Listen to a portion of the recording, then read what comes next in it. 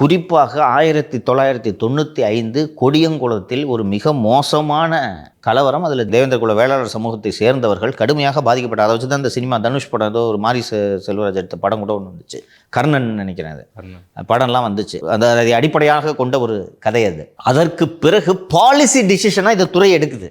அந்த தென் மாவட்டங்களில் குறிப்பாக உளவுத்துறை. இப்போ நீங்கள் அங்கேயே லஞ்ச ஒழிப்புத்துறை இருக்குன்னு வச்சுங்க. லஞ்ச ஒழிப்புத்துறையில் இந்த சமூகத்தை சேர்ந்தவங்களை போட்டிங்கன்னா பிரச்சனையே கிடையாது. அவர் சமூகம் சார்ந்து என்ன டீல் பண்ண போகிறாரு? சட்டம் ஒழுங்கில் போடக்கூடாது, உளவுத்துறையில் போடக்கூடாது. அதே அந்த சமூகத்தை 3 பெரும் சமூகங்களை சேர்ந்த ஆய்வாளர்களை மதுவிலக்கில் போட்டிங்கன்னா அங்கே இந்த பிரச்சனை வராது. கரெக்டாக?